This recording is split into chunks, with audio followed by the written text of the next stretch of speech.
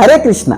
आज की इस दिव्य वीडियो में हम जानेंगे कि भगवान श्री कृष्ण अपने जीवन में किन किन पवित्र स्थानों पर गए और हर स्थान की क्या विशेष लीला है। ये वीडियो आपको बहुत पसंद आने वाले हैं क्योंकि ये सिर्फ एक कहानी नहीं, एक पूर्ण दिव्य यात्रा है। सबसे पहले शुरू करते हैं मथुरा से, जहाँ कंस की जेल में स्वयं भगवान प्रकट होते हैं। यहीं से धरती पर धर्म की रक्षा का मिशन शुरू होता है। So yes, Mathura is the starting point. फिर आते हैं गोकुल। वासुदेव जी बाल कृष्णा को गोकुल ले जाते हैं। कृष्णा का जन्म हुआ मथुरा में, पर उनका बचपन खिला गोकुल की गोद में। यही हुई उनकी पहली दिव्य लीला, पुतना का वध। फिर आया शकटासुर। कृष्णा की छोटी सी टांग ने दौत्य भरी गाड़ी को पलट दिया। तृणावर्त आंधी बनकर उठा ले गए, लेकिन कृष्णा ने उसके गले को पकड़कर उसका अंत कर दिया। और जहां कृष्णा है वहां मक्खन चोरी ना हो। क्या यह संभव है? गोकुल की हर गोपी की हंडी में बस एक ही मेहमान, नंदलाल। गोकुल में राक्षसों के लगातार हमलों के कारण नंद बाबा जगह बदलने का निर्णय लिया। सब लोग गोकुल से नंदगांव की ओर चले गए। फिर आते हैं नंदगांव। कुछ साल बाद कृष्णा और उनका परिवार बसे नंदगांव में। यह कृष्णा के मधुर किशोर रूप की लीलाएं हुई। एक दिन माखन चोरी की शिकायत से तंग आकर यशोदा मैया ने कृष्णा को उखल से बांध दिया, लेकिन कृष्णा ने उसी उखल से दो विशाल वृक्षों को उखाड़कर यमल अर्जुन नामक देवताओं को मुक्त कर दिया। नंदगांव में कृष्णा ने गोचरण लीला शुरू की। गायों के पीछे पीछे चलते, बांसुरी बजाते। कृष्णा का हर कदम प्रेम से भरा था। वृंदावन परम लीलाओं की भूमि। फिर आई वो भूमि जहां कृष्णा की सबसे अद्भुत लीला ही वृंदावन। काली नाग दमन, यमुना का जल विषैला कर देने वाले काली नाग को कृष्णा ने उसके हजारों फोनों पर नाचकर वश में किया। वृंदावन ने पहली बार नटखट कृष्णा को नागनाथ कृष्णा के रूप में देखा। गोवर्धन लीला।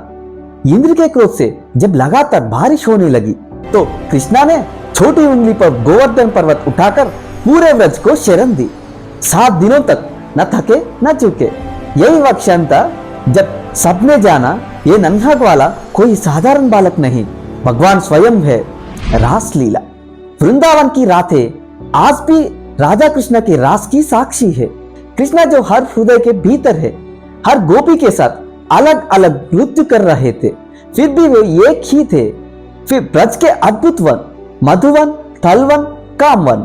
कृष्णा और बलराम अपने दोस्तों के साथ इन वनों में गाय चराते हैं, खेलते हैं। और जब भी कोई दैत्य गांव पर हमला करता है, कृष्णा लीला करके उसे खत्म कर देते हैं। फिर से भगवान कृष्णा मथुरा जाते हैं। अक्रूर जी उन्हें दोबारा मथुरा ले जाते हैं। कृष्णा का उद्धार, धनु यज्ञ का मंचन और फिर कंस वध के बाद कृष्णा और बलराम ने उज्जैन में संदीपनी मुनि के गुरुकुल में शिक्षा प्राप्त की। यहाँ उन्होंने 66 विद्याएं सीखी और गुरु दक्षिणा में अपने गुरु के पुत्र को मृत्युलोक से वापस लाए। और अब द्वारका। जरासंध के 17-18 लगातार हमले मथुरा की जनता बार बार युद्ध से परेशान हो रही थी।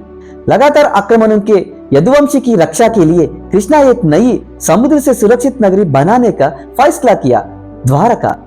यही उनका राजधर्म, रुक्मिणी विवाह और अनगिनत लीलाओं का वर्णन मिलता है। फिर भगवान कृष्णा जाते हैं हस्तिनापुर। कृष्णा पांडवों को गाइड करने, धर्म सिखाने और कुरुसभा में शांति का प्रस्ताव रखने कई बार हस्तिनापुर जाते हैं। कुरुक्षेत्र।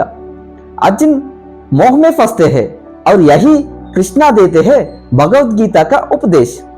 इसे उनकी सर्वोच्च कृपा बताती है। कैलाश बाणासुर युद्ध।